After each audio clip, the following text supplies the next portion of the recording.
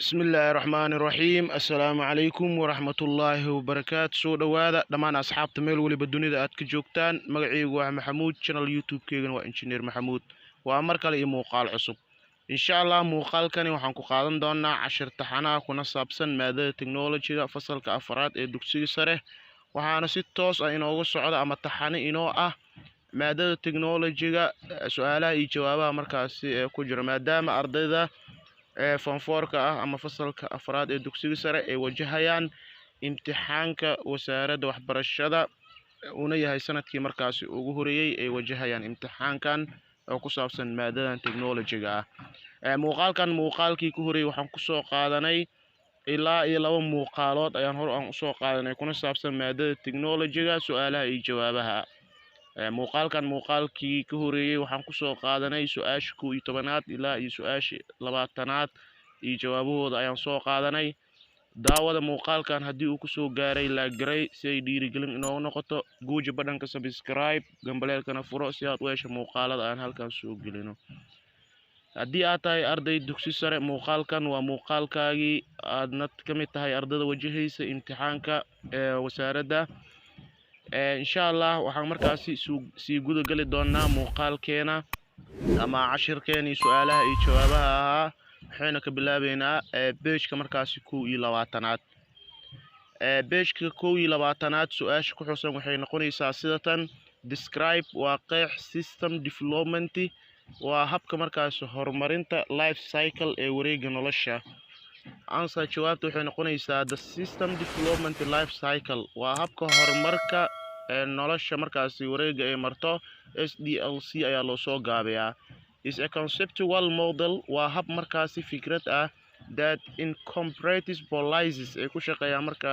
siyaasiyiinta and procedures waa hab markaa to build ee markaa lagu dhiso or alter system waa hab markaasi isbedelaya during inta lagu guda jiro their life cycles waa wareegga markaasi nolosha this method habkan ayaa la leeyahay is used waxaa loo isticmaalaa to provide a structure waa qaab in markaasi la sameeyo qaab dhismeed for technical and non-technical activities waa shaqooyinka markaa farsamooyinka ah iyo kuwa aan ahayn in order to produce loo soo saaro high quality software waa software markaasi tayadiisa ay sareyso that meets the standard and expectations of the customer ayna noqoto markaasi mid softwarekan uu isticmaalaya macaamilka inuu yahay mid markaasi baahidiisa daboolaya su'aasha 22aad waxay u dhacaysaa sida tan disguise waa qeex in details faahfaahin ka bixaya la leeyahay this stage system of development life cycle waa habka markaas horumarka ee wareegga nolosha answer jawaabtu waxay noqonaysaa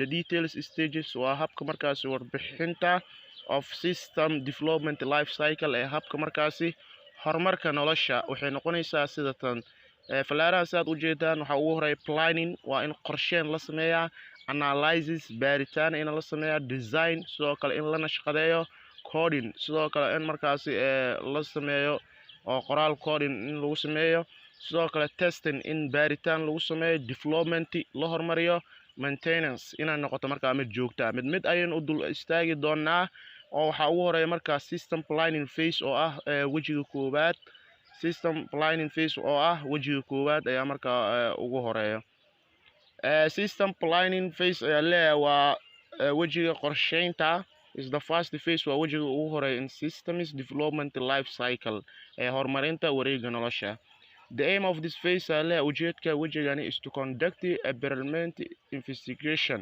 waa in markaasi la soo saaraa baaritaano to determine si loo go'aamiyo opportunity waa fursadda or issue relevant to information technology taasoo la xiriirta IT-ga the analysis stages waa heerarka markaasi baaritaanada status within identification waxay markaasi ku bilaabanaysaa hab caddayn ah of the problem and analyzing dhibaatada iyo baaritaanada the needs of the end users waa dhamaadka markaas isticmaalayaasha in order to ensure si ay markaa u hubiyaan the new proposed system waa habka cusub markaa la dejinaya can meet their requirements ayaa markaa waxay kala kulmi karaan baahiyahooda ama rabitaanadooda and expectations iyo rajadooda markaas sida ay tahay waxaa xiga the design stage waa heerka markaasi nashqadeynta ah.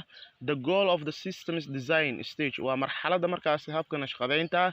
Is to build waa in la dhisaa physical model waa hab markaa muuqaal ah that will fulfill taasoo buuxinaysa all documented requirements dhammaan dokumentiyada ama waraaqaha loo baahan yahay for the systemka marka habkan loogu baahan yahay. System testing waa habka tijaabada. The main goal waa hadafka markaasi ugu weyn of this process ee habkani is to fix errors waa in markaasi la habeeyaa khaladaadka markaa dhacayo. The development waa horumarinta markaa install and use waa in markaasi la buuxiyaa lana dhammaystira ayaan leenahay of the systemka which kaasoo has been tested markaa la tijaabiyey and debugged la soo kiciyey is carried out markaas ee la qaaday ayaa loo yaqaanaa at this stage ee marxaladani. Su-aashan isna waa su-aasha 22aad waxaynu u gudbaynaa su-aasha 23aad intaan u gudbin ka hor waxaa ka dhiman hal qayb oo ah qaybta ugu dambeysay oo maintenance-ga ah. Maintenance waxaa la waa joogteyn. This continuous process waa hab markaasi sii soconaya of a system modification iyadoo markaasi caddayn markaa la sameynayo is now as ayaa waxaa loo yaqaanaa maintenance ayaa loo yaqaanaa. And will occur waxayna markaasi dhicaysaa throughout the operational cycle of the system iyadoo markaasi la maraya wareega markaasi habka wareega ee shaqooyinka iyadoo la maraya. Su-aasha 23aad waxay u dhicaysaa sida tan. Explain waa sharax the main objective waa hadafka ugu weyn of analysis stage ee habka markaasi baaridda ama marxaladda baaritaanka. Study or gather waa in markaasi la bartaa ama si wada jir ah data from the existing system habka markaasi jiritaanka ee xogta. Sidoo kale waxaa ka mid ah describe the current system in markaasi la qeexaa habka saxan. Establish the inputs and processing being done iyo habka markaasi wax gelinta ama dhigidda ah in oo markaasi la sameeyey. Sidoo kale identify in la caddeeyo the problem within the current system dhibaatooyinka si sax ah markaa in loo caddeeyo. Identify the scope of the system sidoo kale in la caddeeyo baaxadda markaasi systemka ama habkan oo sii jiri doono. Identify and agree customer needs waa in markaa la caddeeyo heshiiska macaamiisha iyo baahiyahooda rabitaankooda requirements rabitaankooda. Billy sidoo kale in la dhiso logical model of new system hab markaasi macquul ee cusub in la dhiso. Su-aasha 24aad waxay u dhicaysaa sida tan. List waa types of feasibility waa maxay noocyadiisa sheeg ayaa la leeyahay. Operational feasibility ayaa ka mid ah waa habka markaasi fududeynta shaqada. Technical feasibility ayaa jirto farsamada. Economic feasibility hab markaasi dhaqaalaha ah. Schedule feasibility habka markaasi aragtida ama muuqaaleynta ayaa loo yaqaanaa dejinta. Su-aasha 25aad waxay u dhicaysaa sida tan. Identify waa cadday effective finding techniques meelaha markaasi aan ka heli karno farsamooyinkan qaabka markaasi aan u ogaan karno xaqiiqda waxay tahay. Waxaa leeyahay observation indhayn inaan sameyno. B interview inaan markaasi aan warbixin aan qaadno. Sidoo kale questionnaire hab markaasi su-aal weydiin ayaa loo yaqaanaa in la sameeyo ama meelaha markaa xogta lagu buuxiyo questionnaire loo yaqaanaa. D document review ayaa ka mid ah waa in markaa documentiga in dib markaasi loo arkaa. Su-aasha 26aad waxay u dhicaysaa sida tan. What are the advantages of information su-aasha 26aad waxay u dhicaysaa sida tan. What are the advantages waa maxay faa'iidooyinka of observation ee indhaynta. The observation acquires the observer acquires first hand experience of what goes on there. Qofka markaas wax indhaynaya waxaa looga baahan yahay marka hore khibrad markaas uu ku ogaan karo waxa markaa halkaa ka soconaya. Labo relatively inexpensive method waa si markaasi habka markaasi inuu qaali u yahay u dhawaanshaha ama ogaanshaha markaas waa inuu yahay mid og. 3 reliable data is collected si markaasi xogta oo la isku haleyn karo waa in markaa loo soo ururiyaa. Su-aasha 27aad waxay u dhicaysaa sida tan. What are the disadvantages waa maxay faa'iido darrada of observation ee indhaynta. People under study may be uncomfortable and hence make mistakes dadka markaasi aan baranin ayaa la leeyahay ama systemka aan garanaynin kuma raaxaysan doonaan ayaa la leeyahay, waxayna sameynayaan qaladaad ayay sameynayaan. It is time consuming waa waqti markaas ay qaadan lahaayeen because maxaa yeelay the observer waa indheeyaha ama baari qofka markaa indheynaya must be there in a person waa inuu qof markaasi halka uu joogaa.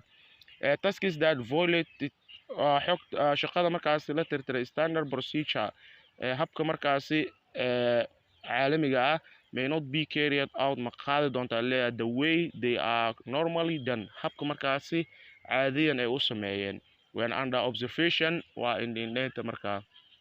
su-aasha 28aad waxay u dhacaysaa sida tan: what are the advantages of interview? waa maxay faa'iidada uu leeyahay interviewga ama wareysiga?